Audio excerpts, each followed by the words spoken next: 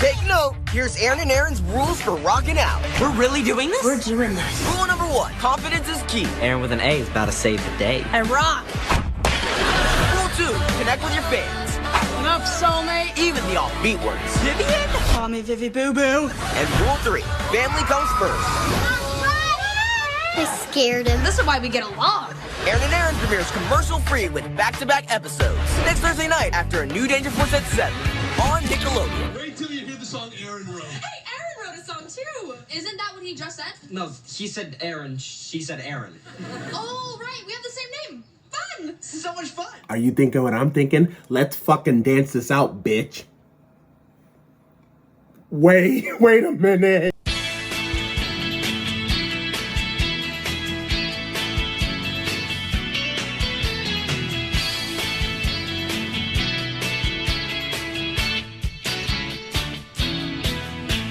Alright, let's fucking try that again. You thinking what I'm thinking? Yeah, let's fucking dance this shit out, bitch. There we go!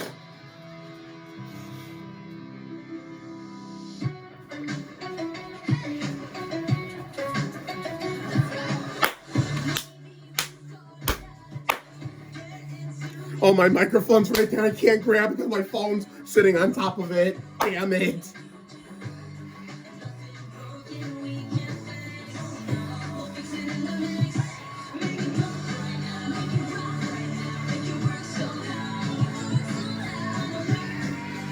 Yeah.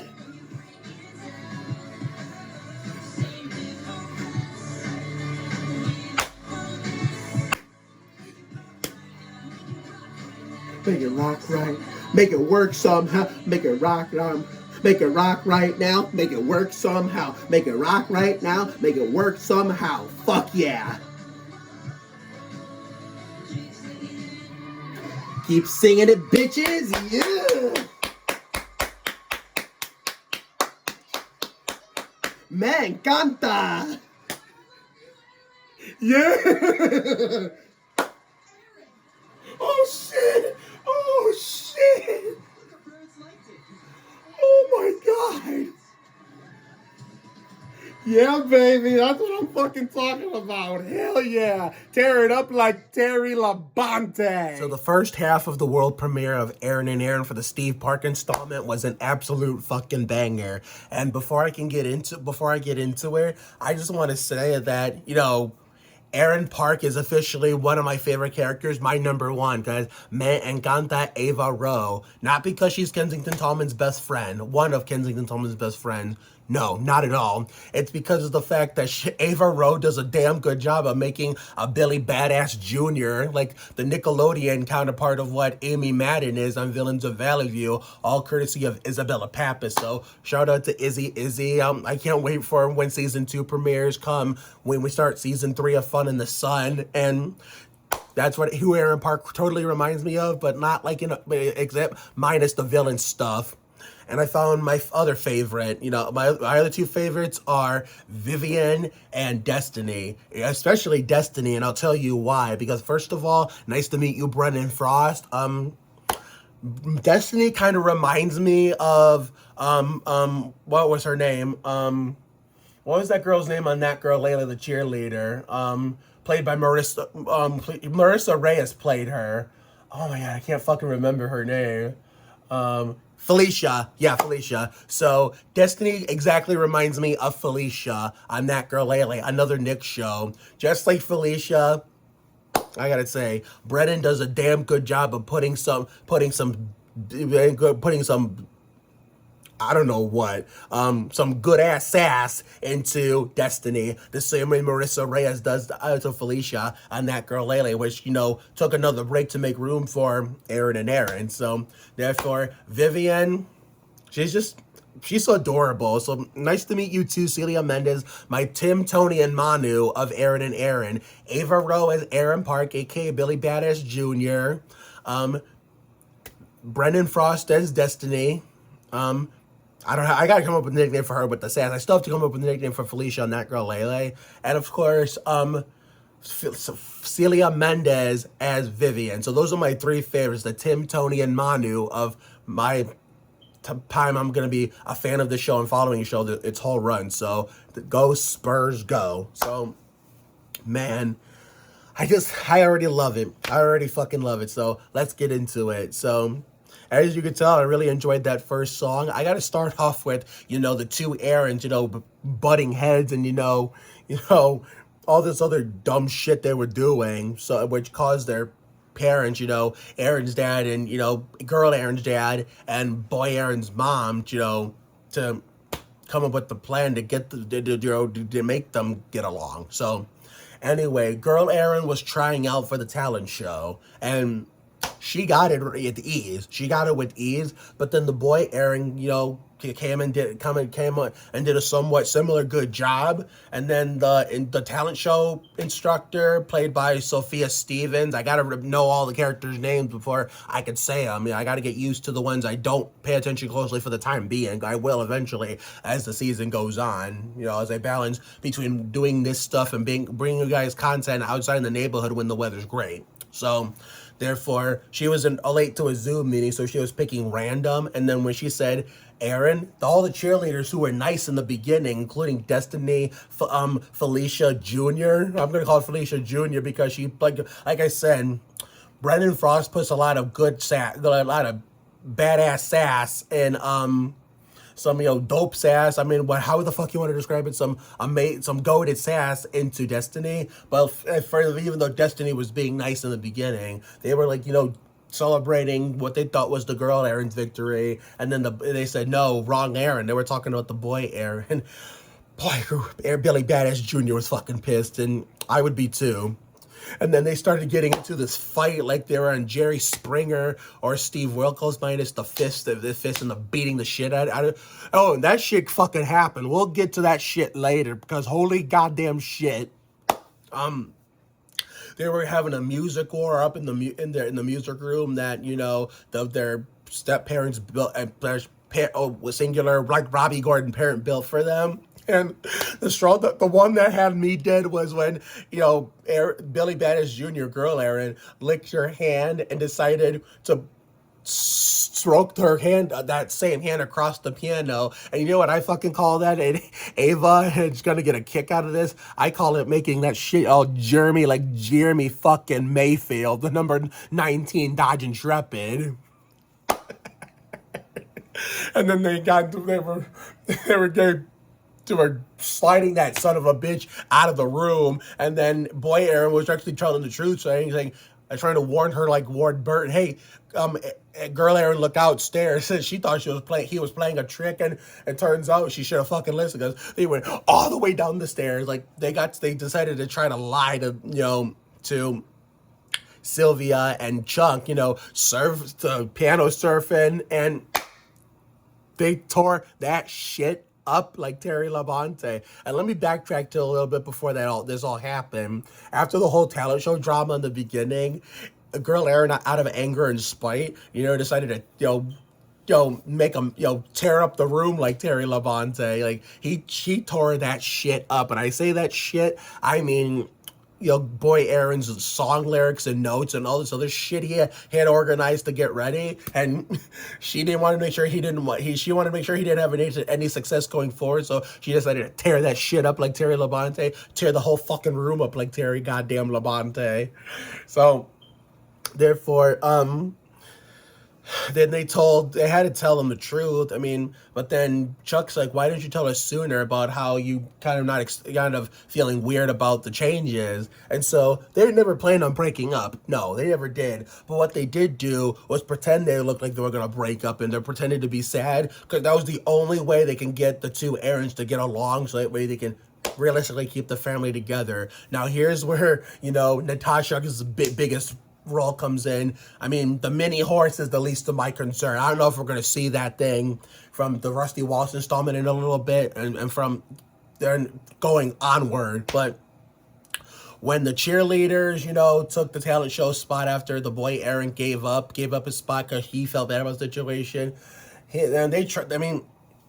Boy Aaron tried to ask him nicely to give it back, and you know the talent show instructor said no, and so they said, okay, the talent show instructor never said anything. She's like, I won't say it, but the cheerleader squad will, and they came in and said N-O, no, but if I was in there, I would have just told them to say, don't you mean H-E double hockey sticks to the no, L to the no. I'm going to be teaching all these Nickelodeon actors how to swear. The ones who don't swear, I'm going to teach them how to fucking swear. I know I've heard Jensen say a bad word in his real life song on Instagram, which I wasn't used to that, but it's going to be a matter of time before my cussing rubs off on you know, Ava, because I'm pretty sure the cussing has probably rubbed off on Kensington, considering she's besties with Ava, whether it be from me or Kensington's former late boss, God rest his soul, David A. Arnold, who cussed almost as much as me when he was around. But so Girl Erin decided to play a prank, saying there was an emergency, the cheer squad needed to get to them, and they fell for it. But when they realized away from where we were watching live with them, Boy Aaron, Girl Erin taking the stage, they realized what was going on, so they ran back and decided to form an attack on them in front of their family of all people. So when Celia, who the romantic was sticking up for her best friend, you know, Girl Erin, and her husband, you know, Boy Aaron, you know, living La Vida Labras with Kelly Berglund back in 2015, 16, and 17 on Disney XD started that shit for me. Also, a story we'll save for another day when it comes to talking about myself to the cast of the show. Oh my gosh, you know, the cheerleader's like, yeah, you can kiss my ass. You ain't gonna do shit. What the fuck are you gonna do? I mean, they didn't say it like that, but that's how they meant it. And then Hunter comes in for backup. The guy with the boy with the crushes, Luca Diaz, and then it wasn't enough because cheerleaders still got through him like John Andretti, and then Boy Aaron and Girl Erin were fighting them off like hell, and then unfortunately they failed. But here comes Natasha to the rescue. I don't know how she became David fucking Robinson being that little, so kudos to Piper Brown. She just ran and basically beat the shit out of him, gave him that fucking booty barker action from The Price is Goddamn Right. The Price is Wrong, bitch. And it worked. So the Boy Aaron and the Girl Erin successfully performed that song that you saw me jam into, which I'm going to post as a standalone video on TikTok and Instagram sometime later in the weekend. But after all, then the family, you know, just talked it out and saying, you know, we tricked you into thinking we were sad because we wanted to see if we can find a way to make you actually be serious about this family and do something good. And guess what? That's what happened. And then Natasha got a mini horse with the name she wanted, and all was right the world, except rest in peace to Chuck's Flowers. But right now, we got to go to the Rusty Wallace installment because it's past 5 o'clock here on the East Coast. I just uploaded the Danger Force series premiere reaction video, and before you know it, we got to get our ass to bed so we can get ready for the first ever block on my YouTube channel, Saturdays on Saturday, the Disney Channel quadruple header with the Spencer through Benson installments of Saturdays on Disney Channel. So I will see you all on the other end of the spectrum for this Erin and Erin world premiere with the Rusty Wallace installment. Do I really have to give a speech? It was just a piano, dude. Just a piano? Keanu Reeves wasn't just a piano. I was going to play him as I proposed to Millie Bobby Brown one day. Now, how will I ever become Erin Bobby Brown? Listen, dumbass, that's not how that shit fucking works. And even if you were able to fulfill that dream and make it come true, it would be her last name that would be changing, not yours, because a woman's last name changes when they when a man and a woman get married, the woman takes the man's last name, not the other way around. Translation, the woman's last name changes, not the man's. Heavens, it's hotter than a Tito Puente drum solo. Wait, hold the fuck up. Did I actually hear that shit right? Play it again. Audio only. Heavens, it's hotter than a Tito Puente drum solo. Hell yeah, baby. He mentioned Tito Puente. Whenever the San Antonio Spurs knock down a three-pointer, I say, bang, bang, Tito Puente. But that was a Joe Cuba song, to be exact. Tito Puente was best known for this mega hit from back in the day.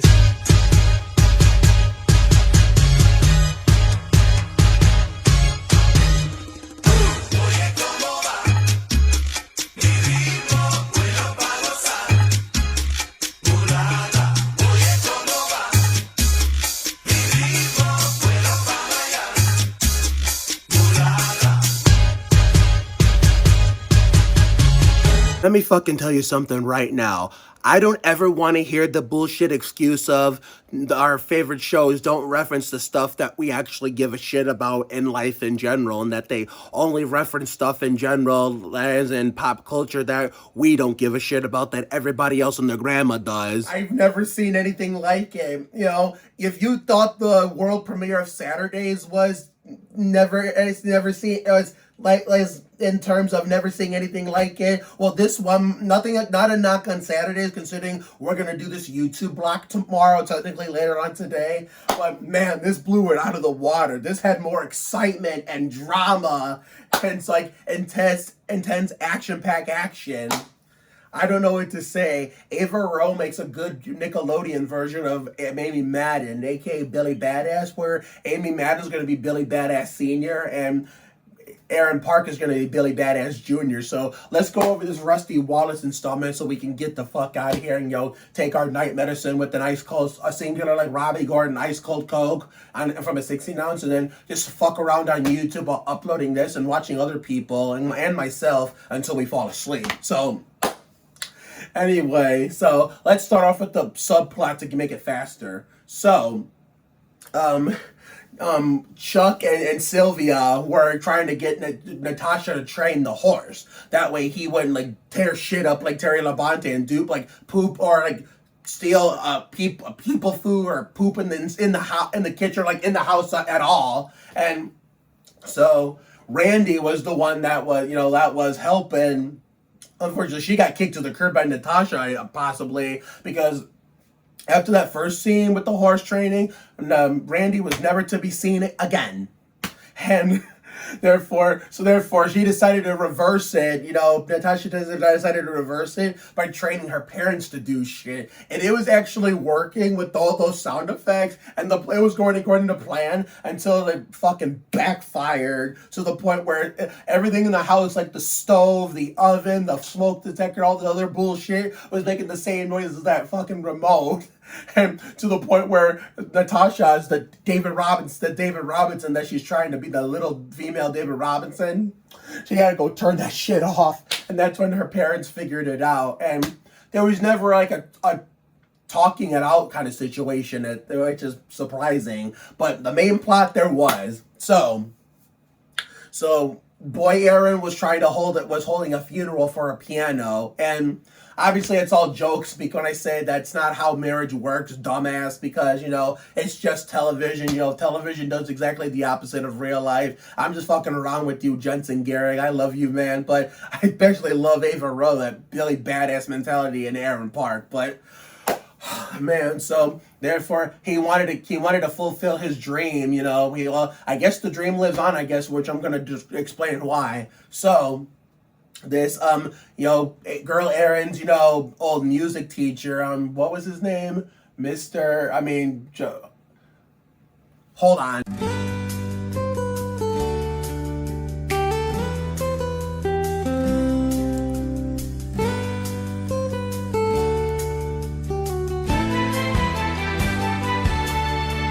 Okay, fuck, let me fix the camera. All right, that's better. So Mr. Letter was his name, and boy, he based on girl Erin's history with him, he was still holding a grudge and really still bitter and salty, and was still super mega pissed at her. I would be too, but in order for a beef to end, like we saw on Saturdays just recently with what was it, Duchess and or show jumping again with Duchess and whoever, I think it was she was played by Debrat. I can't fucking remember her name, but we're gonna discuss that tomorrow. It's later today. But anyways, just and when you TV shows can prove that you can end beef in real life with someone and make up and shake hands, call it truce, and become friends again, or become friends for the first time, even if you hated each other from the start, or were pissed at each other from the start. But in the beginning, Mr. Leiter had a right to be pissed at girl Erin, to the point where originally he was actually because he never met the boy Erin, he was willing to offered to sell the piano to him, and after hearing his story, but when he found out that he was related to the girl Erin, he refused, like Jeff Gordon, to sell that shit to anyone related to her, and so therefore he gave her the chance to prove that she wasn't a music killer. So I mean, or an instrument killer. Well, whatever the fuck you want to call it. I mean, I heard 50% of music killer and 50% of instrument killer, and so therefore, she wanted to prove that, there was some true music in her, despite, breaking instruments for fun, whether it be, or even on accident for that matter, if anything. So, therefore, they were in suits, piano and guitar, boy Erin in the piano costume, girl Erin in the guitar costume, and,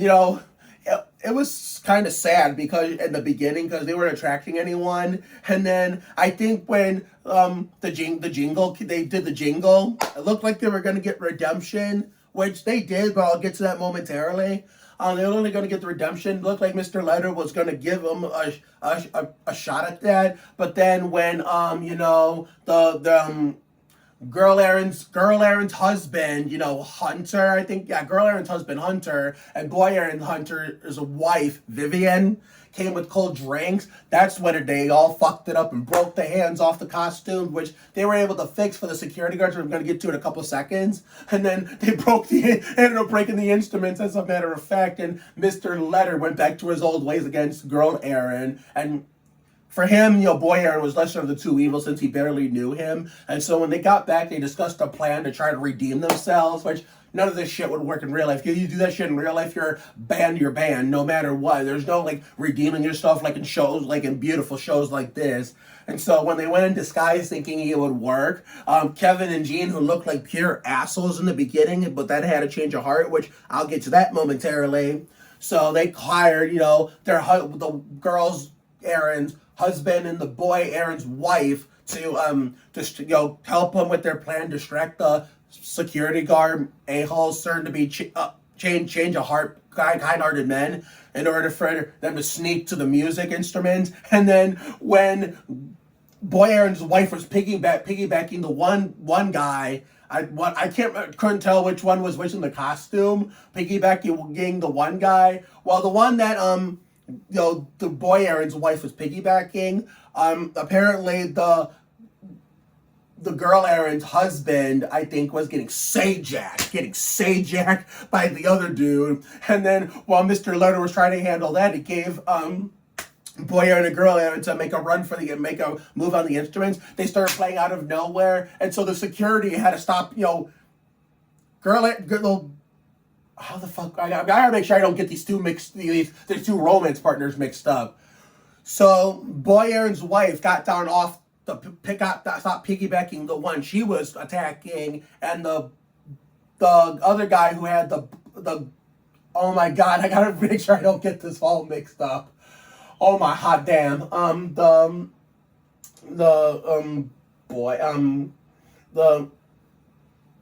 The girl Erin's husband, he was the one security guard that was attacking him. He had to put him down because it was such a beautiful performance. And then Mr. Letter put all of the hatred and saltiness and bitterness towards girl Erin aside, maybe, and said, you know what, boy Erin, the piano's yours. Just make sure you don't let girl child or tear that shit up like Terry Labonte.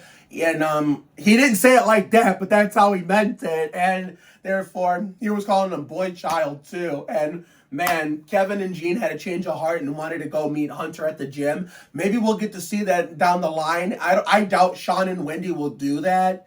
But if they somehow make him his leg 100% healthy and make him eliminate the crutches so he can walk again, walk for the first time in the series, or in this case, walk for the first time in the series, then maybe we'll see him and Jean and Kevin in scenes at the gym as a subplot or something whenever Natasha's absent from an episode. But I'm pretty sure Mark, Sean, and Wendy will figure that shit out. But it's almost 7 o'clock. I've been down here all fucking overnight trying to catch up on the world premiere of season 3 Danger Force and the world premiere of Erin and Erin. So later on today, technically, we got the Saturdays on Saturday block of of the Jimmy Spencer, Dale Jr., Bill Elliott, Johnny Benson installments of Saturdays. It's gonna be more. It's gonna be a reaction video, but there's gonna be a lot of cutscenes into it to make it look like a true TV block, like how Garra Acción Isidor was in Mexico with Nickelodeon, not in Latino America, Mundo Nick, or Legends of the Hidden Temple at 5:30 and Global Cuts at 6 o'clock. So that's what I'm going to try to make it look like. Sunday we'll do, I think, the Tony Stewart installment of the Goldbergs. Monday after work we come home from March with some good sort of some goodies, some like snacks and drinks and whatnot. Then we'll do what I think will be the Brett Bodine installment of A Million Little Things. So have a good night tonight and a better day tomorrow. Life will give you a lot of lows, but when you hit a high, enjoy it. It ain't for the weak. Goddamn, pace yourself, bring your ass, be you. You have to try harder to do less. You can't deport a dream. Sometimes the worst things in life lead to the best things. Always bet on the side of love. You gotta check yourself before you wreck yourself. Sometimes you just gotta be present. You never fail until you stop trying. It never pays to worry too much about things. Never too late to turn the day around. Another day on time, another day to shine. Sometimes you just gotta flock yourself, trust your instinct, stand up for yourself, not back down to anyone. All for one, one for all. She love act different. You gotta bounce. Just when you think things will never be okay again, here comes a miracle that proves you way wrong. A connection can happen when you least expect it. Honesty is the best policy. Sometimes you just gotta dive in, follow your dreams, just show up for the rest of your life. When you're all cheering together, every day is a win. There is no tomorrow. Everyone is strong in many different ways, and sometimes you don't get to choose who you love. And if there's going to be a quote, as a live lesson quote from Erin and Erin, I'll be sure to throw it in here too. And let me warn y'all, like Ward Burton, for the Erin and Erin cast that are watching this, if you stumble upon this, these extended YouTube outros filled with quotes from my favorite shows, including one of my real life friends, is going to be the fucking death of me. Take care, everyone. Good night, and I will see you all from Saturday all the way through Monday for a boatload of content, and then Tuesday is probably going to be an open day. Wednesday we'll be doing A Million Little Things in the Goldbergs in real time. Most likely it'll be fucking cold out there. Thursday we'll be doing Danger Force and Erin in real time for the first time all year. Hopefully we can do the last of the Goldbergs A Million Little Things in real time to give them the proper finale they deserve. And then Friday we're gonna return to real time airings of Saturdays, and then Saturday, since we don't have a Saturday show on Nickelodeon anymore, any Saturday shows on Nickelodeon anymore, because now they've moved to Thursdays. Then maybe we'll do something for Grace Kaufman's Elliot Sadler 21st birthday. Maybe like for Sophia Woodward from the Really Loud House, me and my mom will go out to dinner on next Saturday the 29th, which would also be Dale Earnhardt Sr.'s birthday. And then as soon as A Million Little Things in the Goldbergs finally say their farewells and sign off for the earth forever, then Not Dead Yet will be the first show to return, and then we're going to resume That Girl Lele, and then we're going to resume Bunked, and then, but the first show that's going to return before any of those is Saturdays, where it's Saturday on Saturday block, where with Jimmy Spencer, Dale Jr., Bill Elliott, and Johnny Benson installments of all of that. So I look forward to having you all see that. So see you later, everyone.